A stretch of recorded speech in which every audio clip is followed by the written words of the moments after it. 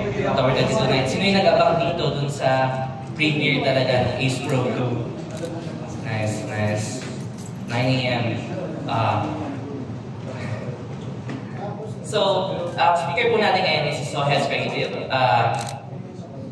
Base sa bio niya sa Facebook, he's just a guy with a vision.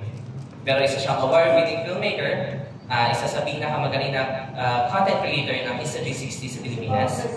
And recently married lang siya. So, congratulations to Sohes. Hello guys, good afternoon. Thank you for coming kahit traffic and mawalan. For those na hindi nakakilala sa akin, I'm Sohes Creative. Second time ko nang maging speaker sa Insta360. First is yung sa X4, and now naman is yung sa Ace Pro 2. So this is my socials para ma-check nyo na lang din yung mga ginagawa kong videos sa and bago tayo mag-start, gusto ko lang ng konting icebreaker para medyo magana yung natin, yung talk. Sir, can you ask some questions para may prizes po tayo na ibibigay sa questions. Hello. Ayan, magana siya. Hello, hi! Hello. Ayun, bago tayo mag-start, yan, medyo familiar na tayo kay Ace Pro 2 with its launch. Sa pagkaka-launch niya, tanong ko lang, ano yung mga ini-expect yung new features, mga best features? Ayan, sige. Na-expect ko dun sa lalabas na Insta, yung siguro yung super linaw na ng yung camera niya. Na kahit yung mga parang medyo ba, wala siyang parang blurry type. Magalaw, extreme na medyo. Thank you. Thank you. Galing. Yung sa akin, yung nagulat ako sa Ace Pro 2 is yung sa mic cover, yung wind protection. Kasi yun yung naging issue ko doon sa mga camera. Parang bibili ka pa ng wind part, tapos ngayon, built in. So, nice. Nice. Thank you for that, sirs. So, very good features to start with. So, I guess that would be it, no? I'll pass on the mic to Soyas again. So, guys, enjoy. Okay, sige. Thank you, sir. Since nabanggit niyo na rin, sir, yung sa mic, siya yung pinakaunang pag-uusapan natin ngayon, which is yung wind guard, na wala siya sa Ace Pro 1. Yung kinaganda nitong bago na wind guard natin is removable siya, pwede siyang tanggalin, and pero siyang foam sa loob. Siyempre, pag may foam sa loob na susuppress niya yung wind, binibigyan niya tayo ng clear audio. And gagamitin lang natin itong wind guard kapag hindi tayo mag-swimming or mag-dive. Kasi siyempre magkakaroon ng rustling noise kapag nasa ilalim tayo ng tubig. So papalitan natin siya nitong mic cap. Ito siya. Ito. Ayan. Ikakabit lang natin siya dito kapag mag-underwater tayo. So, ayan. Okay. Next. Meron tayong bagong audio algorithms pagdating kay Ace Pro 2. So, dati merong direction focus si Ace Pro. Ito yung kapag nagsalita ka sa harap, yung parang more clear na audio na matatanggap ng video. Pero dito naman kay Ace Pro 2, meron siyang voice enhancement mode. Nilo-lower yung background noise to make voices clearer and more defined. Perfect for vlogging and meeting room. Ito yung sample para doon sa wind guard na sinasabi ko kanina. Tapos, bukod sa wind guard na meron din siyang setting na wind reduction mode, kaya mas nasusuppress niya talaga yung noise doon sa video. So, ayun yung pagka hindi naka-on yung wind reduction mode, and ito naman yung video, yung sound kapag in-on natin siya.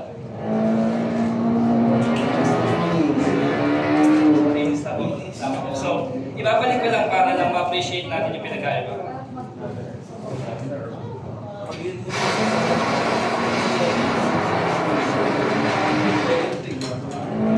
Ayun. So, pwede naman siya siguro ma-tweak or ma-enhance sa edit, pero syempre magpapagod ka pa ba para gawin yun, diba? Siyempre, as editor, di ba gusto natin matapos kagad yung mga videos natin. So, sobrang laking bagay. Yes. And then, next updated feature is the same sensor lang sila. Kung titignan nyo, yung 1/1.3 inches 8K sensor. Pero, kay Ace Pro 2, next gen siya, kumbaga bago siya. So, unparalleled imaging with 13.5 stops of dynamic range and 2.4 equivalent pixel size now with support for 4K 60fps, active HDR, and 8K 30fps video. So, kung dati si Ace Pro, kaya niya lang mag-shoot ng 8K 24fps. Si Ace Pro 2 naman, kaya niya lang mag-shoot up to 8K 30fps.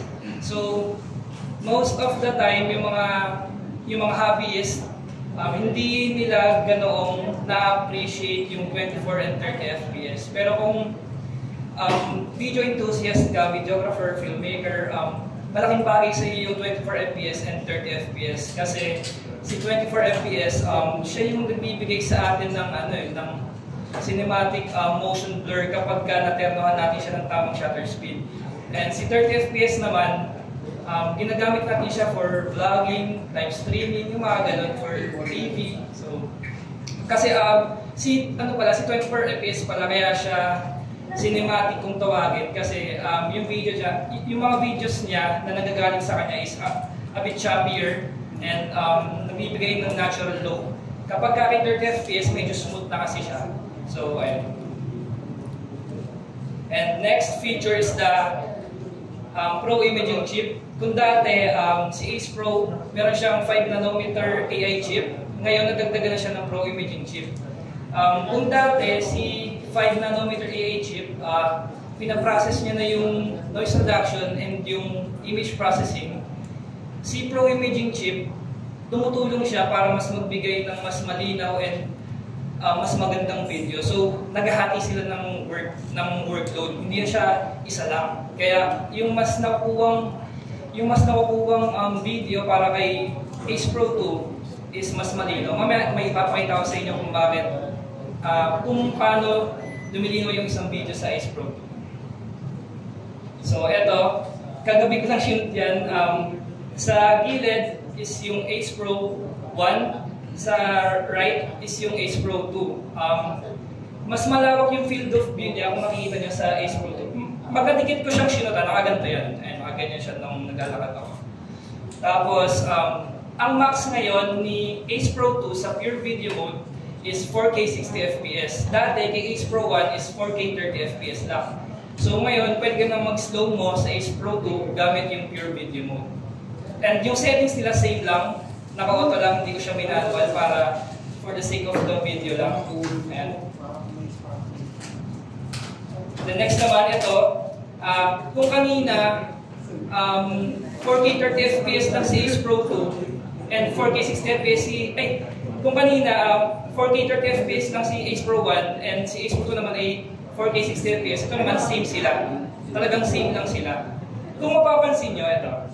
Kung mapapansin nyo lang, same settings silang dalawa, pero para sa akin, mas malinaw talaga ito and more clear yung details niya. Pansinin niyo yung sahig.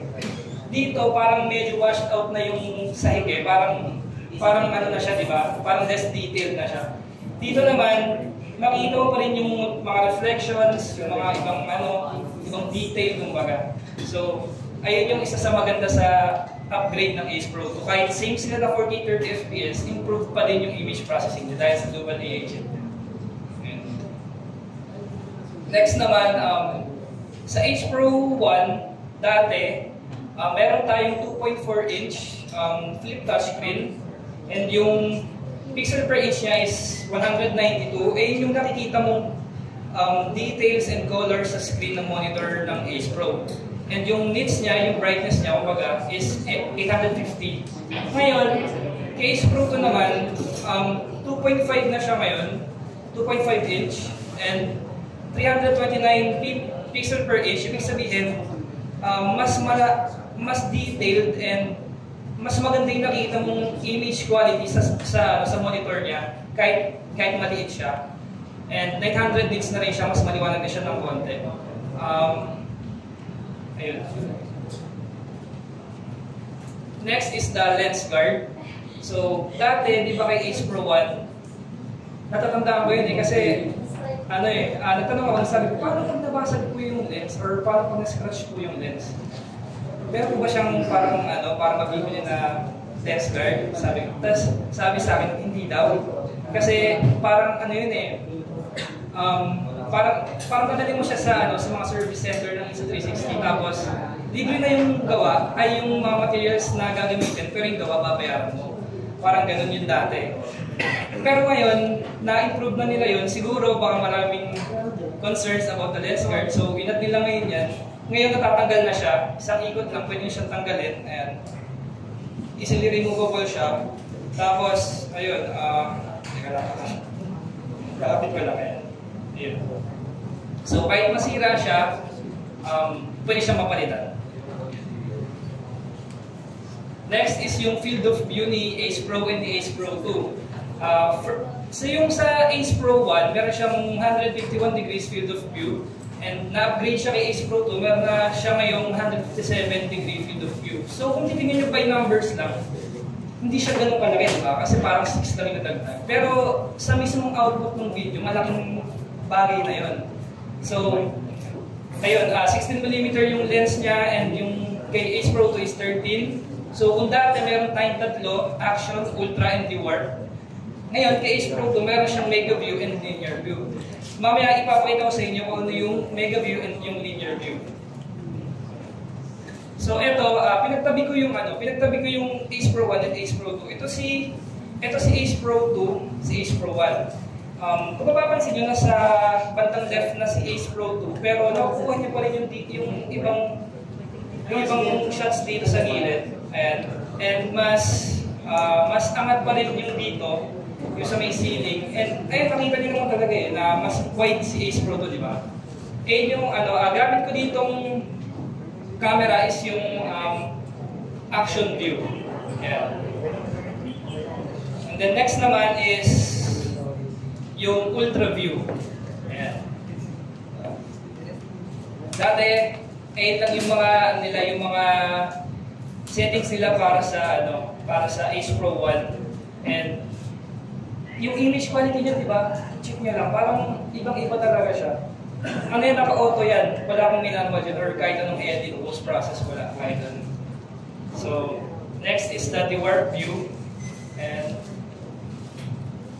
then next is ito yung updated feature na yung bago. Hindi pa siya updated, bago. Kumbaga, bago siyang field of view pagdating sa Ace Pro 2. Siya yung mega view. Nabibigay siya ng less distortion and more straighter, pero hindi talaga super straight, and cleaner edges para mabigyan tayo ng wide view pero hindi siya distorted. Ito yung sample niya. Wait lang. Wait lang.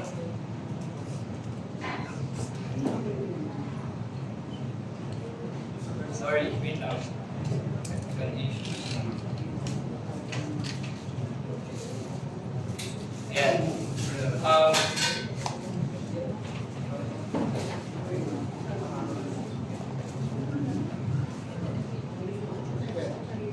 Ayaw na mag-play pero sige, okay lang.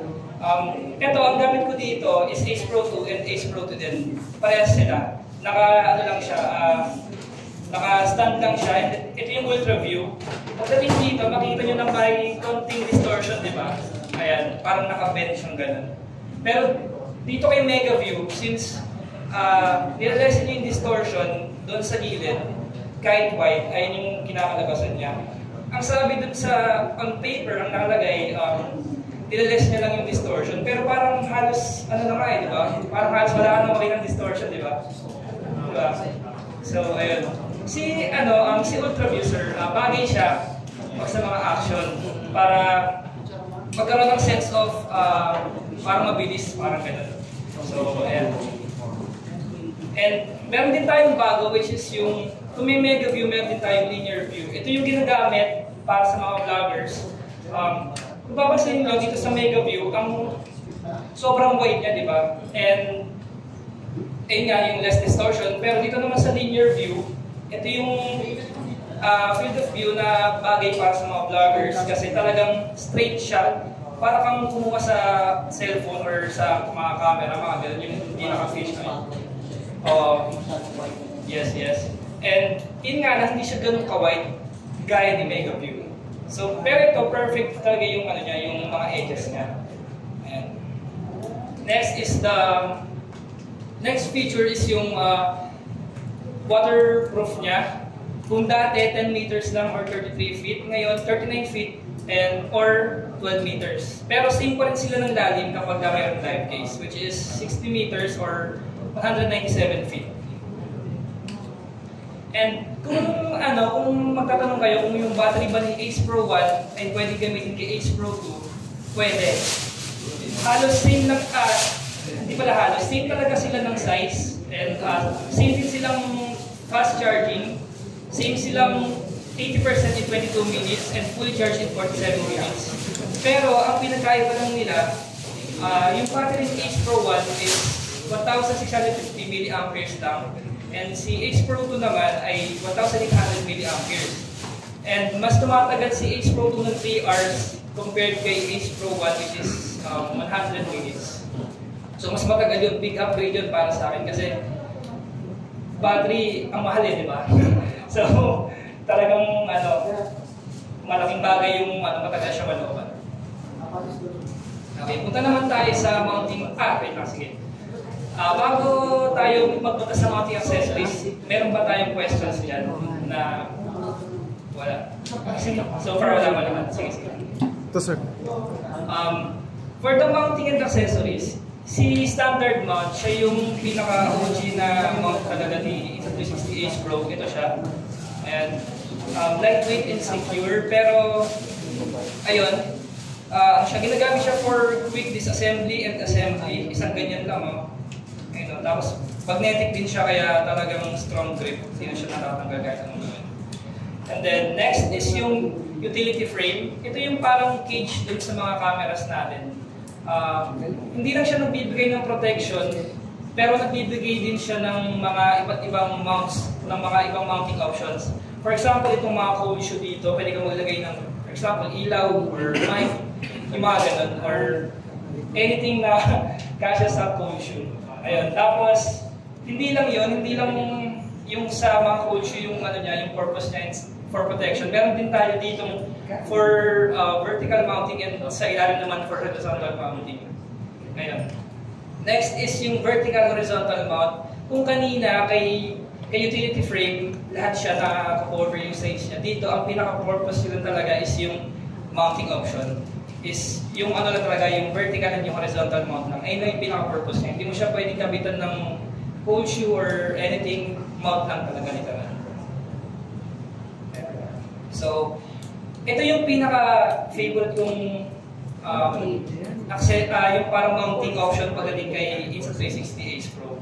Kasi ito siya, meron siyang lock dito. Kapag nilock mo yan, hindi na siya matatanggal talaga. Unlike dito kasi kay Ace Pro 1, baka pag naganon lang siya, di ba, tanggal ka agad. Ayun. Okay, dito hindi. Talagang may lock siya, so fully secured. And then pag in-lock mo, doon lang siya matatanggal. And rin siya, magnetic din siya. Tapos, ang rin dito, ang maganda rin dito, ito kasi, pwede mong ibaba ito, yung parang ganito niya, yung pang-connect dito. Ito, ayan. Yung pang-connect dyan, pwede mong ibaba, di ba? Pero kung wala kang ganon, or naiwanan mo yun sa bahay, pwede mo siyang bitawan lang, and meron siya ditong screw, yung parang universal screw. Kasya dyan yung mga pang-tripod, ganon. Pwede mo siyang i-mount dyan. So, very helpful nitong itong mount na to. And bukod doon, hindi lang siya for Ace Pro 2, for Ace Pro 1. Bukod doon, meron din siya ditong yung ganito. Ito. Ayan. Tapos ito yung screw niya. Pwede siya sa camera or sa X4, X3, mga ganon. Ayan. So, ayan siya. Ayan. Malakas. Try mo, sir. Opo. Baka po nakalock. Check na lang po. Okay. Next. Next is yung dive case. Yun nga, pag may dive case ka, pwede kang makapa-submerge up to 60 meters and glass lens for clear image quality. Kasi di ba, merong mga ano talaga may mga murang dive case, di ba, sa Shopee, nagkalat yan, maraming ganyan. Pero yung lens nila, hindi siya glass, plastic. So, pag nag-dive ka, nag-dive ka tapos gamit yung plastic na lens, kapag umahon ka, parang moist na siya, di ba? Tapos pag bumili ka sa tubig, moist na ulit siya. So, parang hindi ka pwedeng umahon ng tubig pag gamit mo yun kasi sa unang lublog mo, malinaw siya, pero pag umangat ka, wala na, nag-moist na siya. So, talagang kailangan kapag mag-dive case ka is yung glass lens para talagang sure quality. And yung lens guard, nabanggit ko na kanina. Next is yung ND filter set. Siya yung nagbibigay ng cinematic na video and nagbibigay siya ng motion blur sa video. Mamaya i-explain ko kung bakit siya yung pinaka-importanteng gamit ni Insta360 Ace Pro. And next is yung mounting accessories. Ayan, yung si PG Widec and si Insta360 nag-collab sila para gumawa ng isang multi-mount. So ito siya. Sobrang dami yung options para magamit. Pwede mo siyang gawing tripod and straight na ganyan. And kapag gusto mo siyang i-bend ganyan or babaan yung height niya. And pag mag-vlog ka, pwede mo siyang gamitin as ganyan. Ganyan lang. Tapos pag upo ka, open mo lang yung tripod. Tapos, okay na. And then, bukod doon, pwede mo siyang gawin parang gimbal din, pero hindi talaga gimbal. So, parang ganito. Ayan. So, parang yung camera. So, nakaganyan ko. Gaganon mo siya. Parang 10-in-1. Ayun. Pero, ang pinaka-gusto ko talaga dito, ito, yung hook niya. Meron siyang hook na kasama dito. So, kunwari mag-video ka, pwede mo siyang isabit, pero dapat may harang dito na parang gano'n. Ito, yung kumaharang sa kanya. Kasi pag wala, maaaring siya pagka...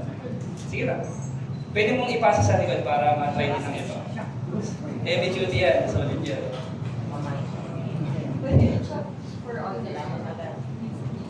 Yes po. Yes po. Ano naman po siya, yung screw niya, yung universal na screw. So, pwede siyang i-connect kahit saan, kahit kay export, kahit sa camera pwede yan. Kahit sa camera mismo. Next is yung enhanced filmography. Nandito kayo kasi nakita nyo yung post ni Insta360 and ni JG about sa kung paano na-enhance ni Ace Pro 2 yung pagdating sa pag-video. So, ayun. So, meron tayong iba't ibang color profiles pagdating sa Insta360 Ace Pro 2. Meron siyang standard, vivid, Leica vivid, Leica natural, portrait, film, vintage, urban, and night. So, isa-isahin natin sila para maipakita ko sa inyo yung colors, yung parang preset na colors na meron si Insta360 Ace Pro 2. Wait lang, naglalag. Ang dami kasi. Wait lang po .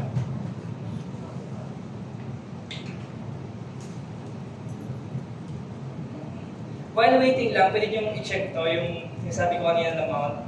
Pwede nyo ipasa sa likod para matignan nyo lang din yung ano.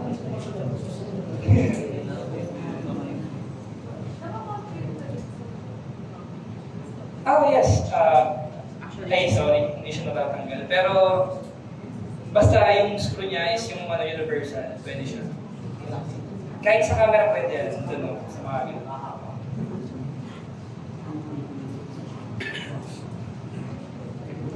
Wait lang guys. Naglag ang dami kasi nito, 4K lahat to eh. Nag-ano eh.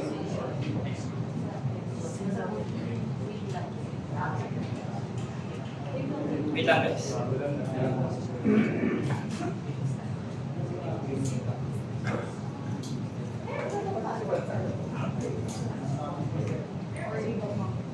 Pwede na rin ipasa sa likod yung Ace Pro 1, Ace Pro 2 para lang ma-visualize yun in person.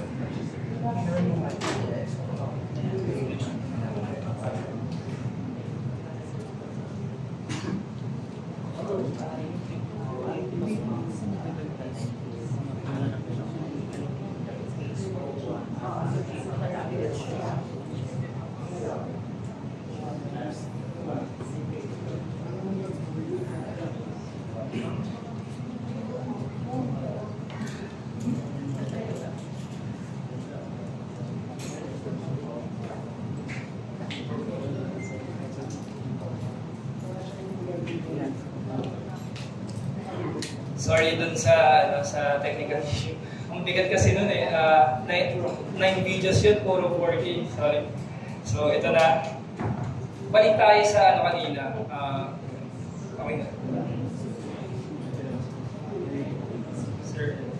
Sir. Paano po tanggalin yung man? Ito lang.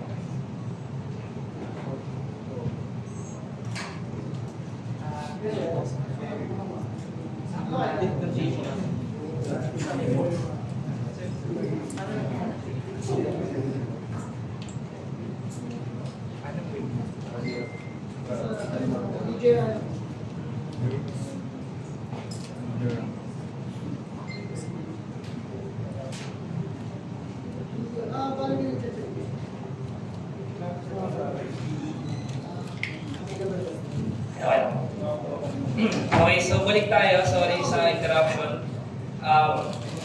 Ito yung kung kanina, favorite ko na mounting options is yung multi-mount. Ito naman, para sa akin, pinaka-favorite kong color profile ni Insta360 Ace Pro 2. Kasi dati, sa Ace Pro 1, meron na siya binibigay na flat color profile. Kung tawagin nyo sa ibang camera, picture profile. So, ito yung iLog color profile na meron sa Insta360 Ace Pro 2. And, ginagamit natin to kapag gusto nating mas maging flexible yung pagkukulay ng video natin. And kapag gusto nating i-manual color video natin, kasi kapag yung video is yung yung standard lang na kulay, hindi mo siya ma-edit or maka-color grade ng maayos kasi sumasama lahat ng kulay sa loob ng video. So pag ganito, meron kang flexibility sa color grade. So ito yung lot na binibigay ng Insta360 sa loob ng cellphone niya. Sa loob ng cellphone, merong lot na binibigay sa Insta360 sa phone and sa website na pwede yung i-download para magamit nyo sa mga editing softwares nyo like Premiere, DaVinci, mga ganun. And ito yung side-by-side comparison nila kapag pinagtabi mo sila. Ito yung log color profile. Ito naman kapag pinatong natin yung LUT. So, kumbaga sinalpak lang natin siya straight from the video. Straight, walang ibang corrections. Salpak lang. So, naman siya, looking good naman. Hindi naman talaga, hindi naman siya yung sobrang liwanag na video. And ito yung, para malagay mo yung LUT sa phone, open mo lang yung phone mo and then select mo yung video na gusto mo. Tapos click nyo yung edit and yung LUT. Tapos meron doon option na lalabas dyan kung gusto nyo on or off. So siya yung bibigay ng kulay nyo doon sa video.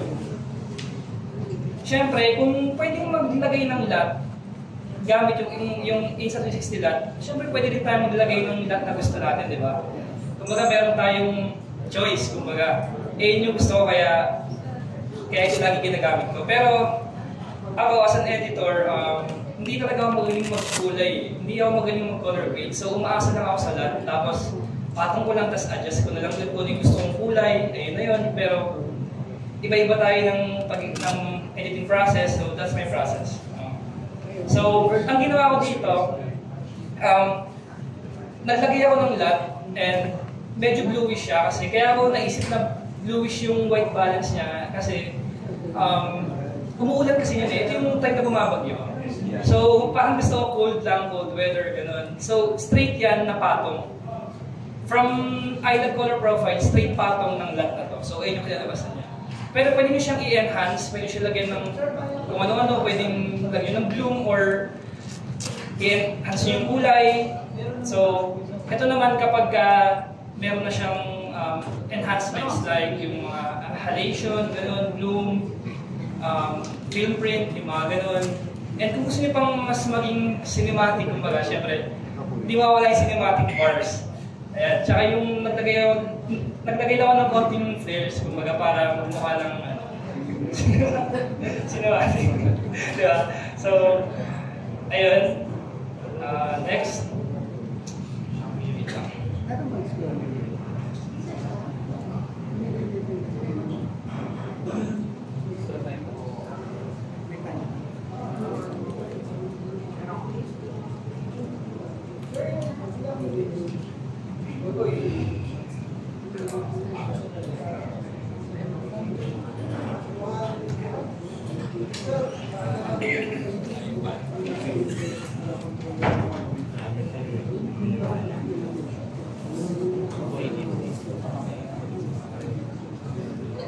So, next naman is yung pagtitingin natin yung mga yung mga iba't ibang color profile din sa 360. Yung gagawin nating pamantayan na stand na kulay ng video is yung standard color profile na. So, pagtitingin natin sila side by side.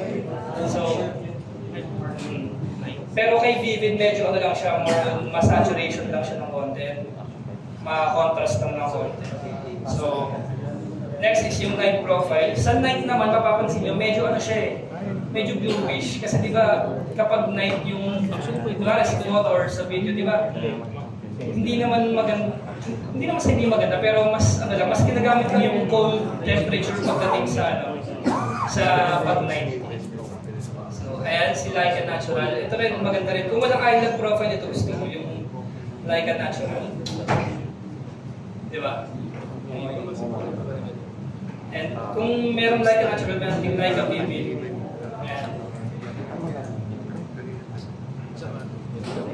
Portrait. Film.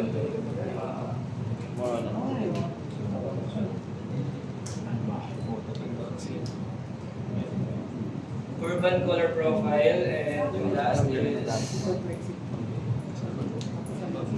ayan, vintage.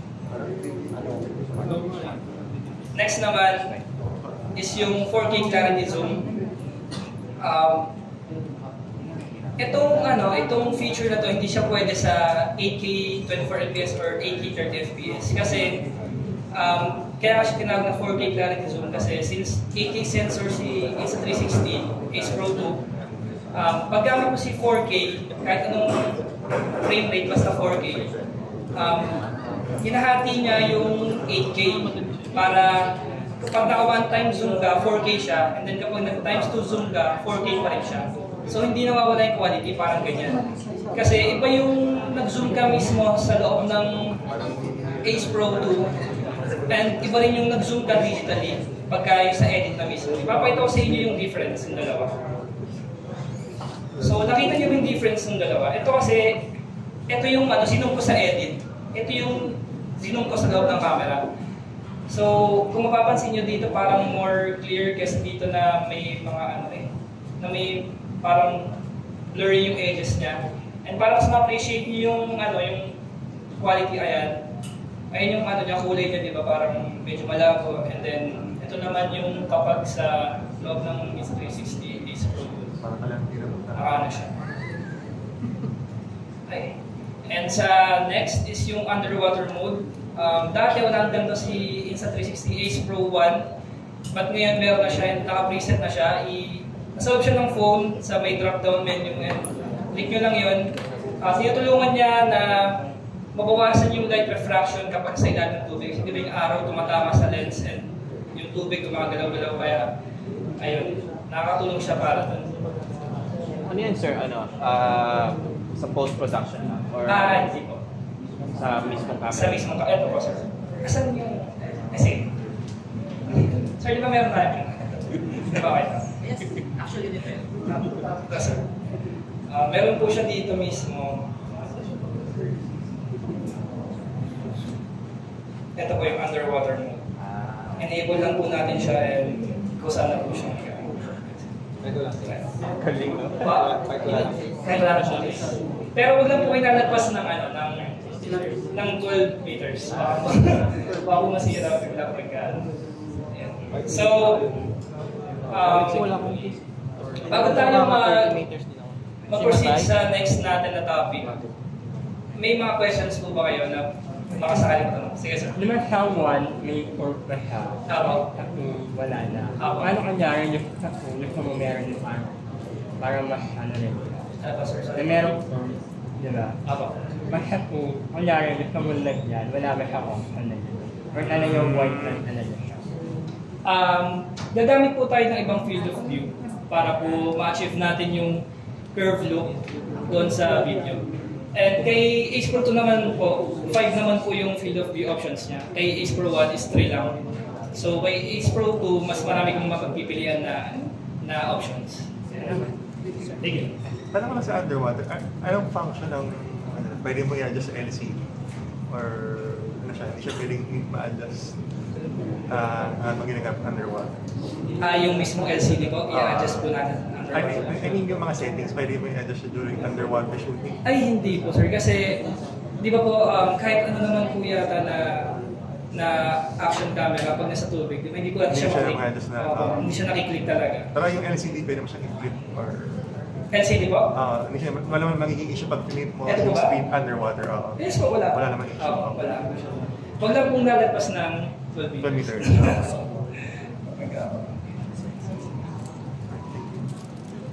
Any questions po?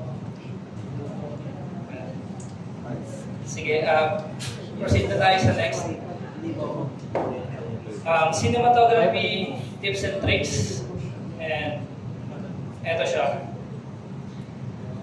Para sa akin, ito talaga yung pinaka-importanting accessory ng isang camera.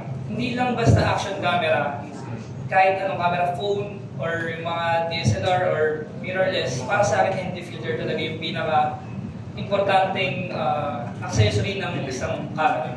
Kasi kung gusto mong ma-achieve yung cinematic look and yung motion blur, yung realistic motion blur, kailangan mo yan. Kasi tulad yan, for the sake lang ng video, ang gamit ko dito is Insta360 Ace Pro 2, pero wala kasi akong ND filter na pa-square. So ito yung ND filter ng camera ko.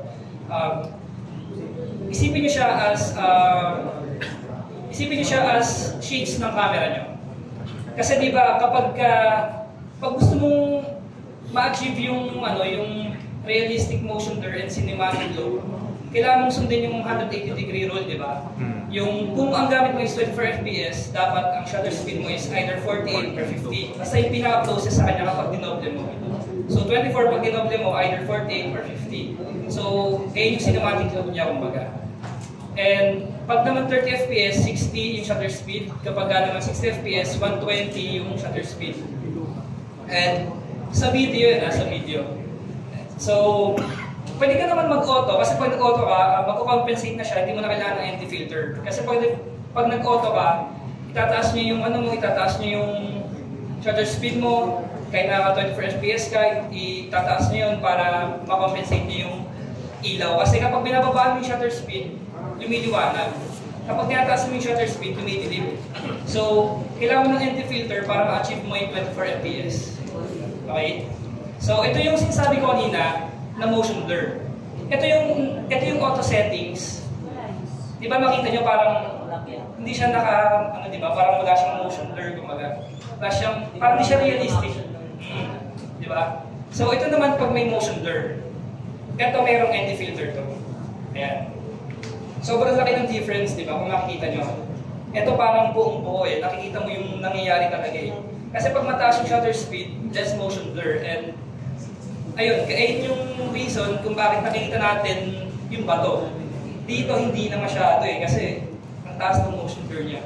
Kasi sinusunod niya yung 24 FPS and 50 or 40 shutter speed. So, ayun. So, ND filter guys, sobrang importante para sa akin. As an editor and videographer, sobrang hindi ako ng bahay para mag-shoot pagka walang ND filter. Kasi ayoko nung parang ganito. Ayun. Sir? Next is yung 360 degrees horizon lock.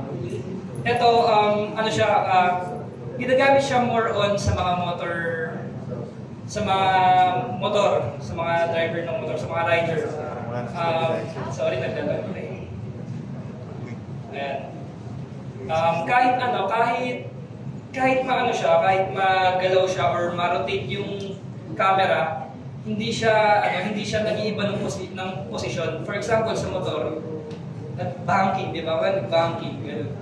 Yung video niya, straight pa din, hindi siya sumasama na parang kikilid yung video niya. Hindi siya gano'n. So, another example din dyan is yung sa roller coaster. Kuwari lang, so mag-film ng travel video, tapos sumakay ka ng roller coaster, tapos suot mo dito yung Ace Pro. Kahit umikot yun, yung roller coaster, hindi siya iikot din. Tingnan mo ito, kaya. Diba? Kahit ikot ko siya, hindi siya nawawala sa ano. Kahit nga ibalibag ko ng gano'n yan eh. Diba? Kahit, ayun o. Same lang siya, diba? Hindi siya nagagalaw yung ano. Pwede siyang i-disable kasi ano lang naman siya, feature lang. Parang isa-select mo siya sa camera. Para ma-achieve ito.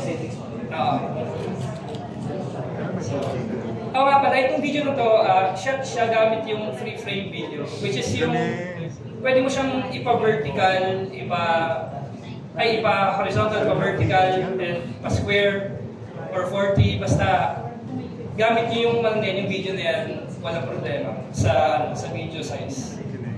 Next naman na tricks is yung POV shot. Siguro marami sa inyo may alam na nito, pero para sa mga hindi pa, ito yung, asan yung Ace Pro, di ba? Parang isasabi nyo lang siya dito. So, eto di ba? Ayan siya. So, isabit nyo lang siya sa damit nyo. Ayan, ganyan. Tapos, huwag ka lang tatakbo kasi pag tamakbo ka, baka malaglag. Pero, firm pa rin yung kapit niya kahit wala kang ibang attachments. Pero may nabibili talaga na attachments dito yung kwintas. Tapos may camera. Pero kung... Yes po. Mas safe po yun. Mas safe siya kapag gagawa po kayo ng mga extreme activities po. Pero pagka yung, for example, mga ganyan lang po, or mga lakad-lakad ng city lang, pwede na po siguro yung ganito. So ayan, lakad ka lang ng may ganito, para ka ng POV siya. Parang ganito. Depende po sa damit mo. Kung yung damit niyo po is parang gazer, yung polo shirt, medyo mababa po siya ng konti. Kung yung damit mo, parang damit ko po is yung parang nakatikit sa sa neck, medyo mataas po yung ano yun. Makita niyo naman po yun kapag pwede niyo po siyang i-adjust or mag-suot kayo. Suot kayo ng damit na may dito. Turtleneck. Parang po maganda.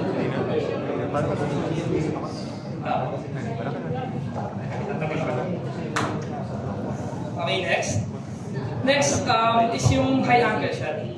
Ito, hindi siya na... Parang napapansin ko, parang konti nang gumagawa nito eh.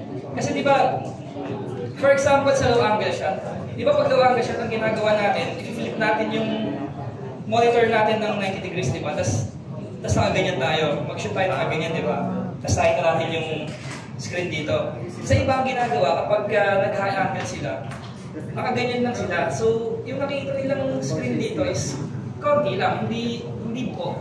Diba? So, kung nakaganyan ka, nakakingkayat ka, nakita mo konti lang. Pero, since kay Ace Pro 2, sobrang flexible niya and sobrang gaan niya, hindi ka mangangali kahit medyo matagal kang mag-angat na ito, pwede mo siyang ganyan, no? And, ang ano kasi dito, ang maganda dito, meron siyang, yung auto-rotation. Kapag ginanyan mo siya, pagka nagganto ka mag-video, hindi siya baliktad sa screen, and kapag sinave mo, hindi siya baliktad. Hindi siya baliktad. Pero pagka ginanyan mo, public siya sa dati. So, ayun yung parang, hindi naman siya feature, pero parang tricks lang, parang tips lang na instead of ganyan, pwedeng paganto. Ayun, mas nakikita mo yung nangyayari sa screen. Next naman is yung sa loob na to ng app. Meron kasing si Ace Pro na AI warp. So dito sa video na to, nag-shoot lang ako ng straight lang, tapos nag-edit lang, naligaw na siya ng effects. Ayan, kumari, nasa Cyberpunk City ako, tapos Doctor Strange na gano'n. Ganun lang. Maging lang, parang unleash your creativity lang, or O kaya kuha ka sa ibang creators na ano, tapos enhance mo yung idea, mga ganun. So, next. Next naman, pwede siyang gamitin sa iba't ibang shooting scenarios. For example, sa akin sa music video, nag-shoot ako ng music video gamit yung Ace Pro. Sobrang gaan niya talaga, sobrang sarap gamitin, hindi ka mapapagod. And eto, ipapakita ko sa inyo yung ano. Ayan. Sa part na to, yung isa, ayan, pwede man akong mag-tripod dyan or mag-camera, pero kasi baka malagdag sa bigat. Kaya ito na lang, hinawakan ko na lang siya. So para magmukhang CCTV siya, ang ginawa ko, ako na lang naghawak ng ano. Tapos magaan pa siya. Ayan. Tapos kaya parang nag-ano lang ako ng fish eye konti. Mag-effect lang sa napot. Tapos ayan, parang ano lang, parang unleash your creativity lang. Sige sir. Pwede itabi sa drone? Yes po, kung meron po kayong drone na yung customized drone, hindi po siya, pag customized drone po, pwede siya. Pero kapag po yung drone na nabibili sa market, like yung mga DJI drones, hindi po siya kasi yung bigat niya po, hindi po. Hindi kaya. Pero kung marunong po yan, kasi nakakapanood po ako ng video sa IG, sa TikTok, meron po silang customized na drone, yung parang sila po mismo yung gumagawa. Tapos yung either, kunwari, iba't ibang action cameras po yung nandun, nakasalpak po siya. Pero ang like mo nakikita yung Export tsaka yung Ace Pro. So, ayun. Kaya nga lang, hindi mo siya pwedeng bumano yung... tapos makikita mo sa screen. Pwede sir. Ano ba? May capacity ba siya naman gano'n? Yung remote. Remote po? Oo, halimbawa, indicator tapos makikita mo namamonitor mo sa screen. Pwede naman po. Sa phone ko, sir, pwede po. Sa phone ko mismo. Sa phone mismo. Makita niyo po siya. Mas madali mo dito naka-focus. Any questions po? Ayun. So, next naman, bago ko i-end yung presentation ko, pakita ko na sa inyo yung ginawa kong montage. Hindi naman siya sobrang ganda, pero gusto ko lang ipakita kung gaano ka-flexible and kung paano ka pwedeng maging super creative gamit yung Ace Pro. So, short lang siya, very short lang siya. So, bakit ito ang pinakamagandang action camera? Well, at least for me.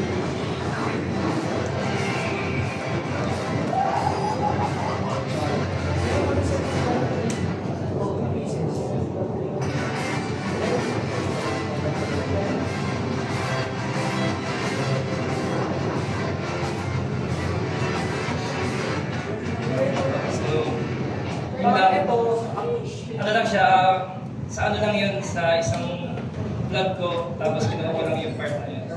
So, sir, yung sa activation ko. Ayan pa.